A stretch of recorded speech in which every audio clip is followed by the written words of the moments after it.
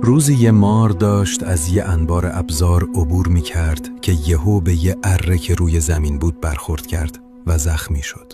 مار خیال کرد اره بهش حمله کرده، واسه همین برگشت و گازش گرفت و با این کار خودشو بیشتر زخمی کرد. مار که از عصبانیت کور شده بود به قصد انتقام شروع کرد به پیچیدن به دور اره تا خفش کنه.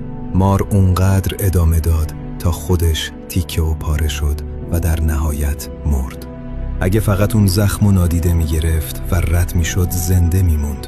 وقتی با خشم جواب کسی رو میدیم که به همون بدی کرده، داریم بیشتر از هر کسی به خودمون آسیب میزنیم.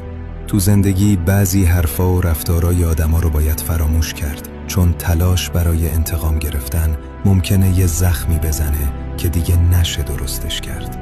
آدمایی که بهت بدی کردن رو ببخش و با این کار قدرتشون رو ازشون بگیر.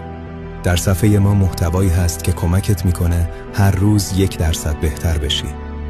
کینه هیچ کس نباید در دلت باشه. یعنی اگر که این کینه تو دلت هست میمونی تایچا. و اون رستم دل، چون رستم دل ماست، گفت که دل آن ماست، رستم دستان ماست، اونی که میتونه بیاد نجاتت بده. سوی دیار خطا بهر قضا میرود، گفتش که اگر این کینه رو از دلت بیرون میکنی من میارمت بالا. یعنی واقعا این اگر نیست، یعنی اگر نکنی نمیای بالا، از دیو از چاه این عالم نمیای. ثریا چون منیژه بر سر چاه و چشم من بر او چون چشم بیشم.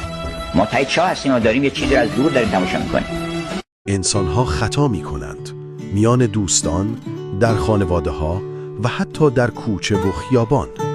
اما کلام خدا میفرماید همان گونه که خدا در مسیح شما را بخشید، شما نیز یکدیگر را ببخشید.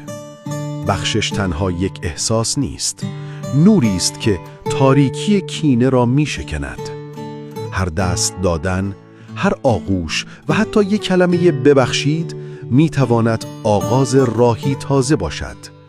بیاییم یاد بگیریم که ببخشیم، زیرا آن که نمیبخشد خود در بند میماند.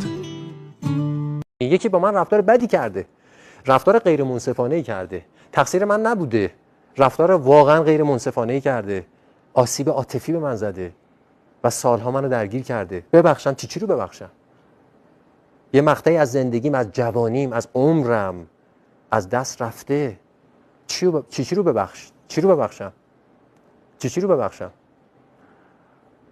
در واقع بخشش میدونین چیه؟ بخشش خوده. واقعیتش اینه، بخشش خوده. یعنی من اون رنج رو بذارم زمین، نفس بکشم. قبل از هر کسی من رها میشم. هرگاه، تکرار میکنم، ما بتونیم بار عاطفی منفی رو از رویدادهای گذشته برداریم، اون خاطرات گذشته ما رنج ایجاد نمی‌کنن دیگه، تبدیل به بصیرت میشن و منجر به پختگی میشن. دیگه نقطه ضعف شخصیت ما نیستن، نقطه قوت شخصیت ما میشن.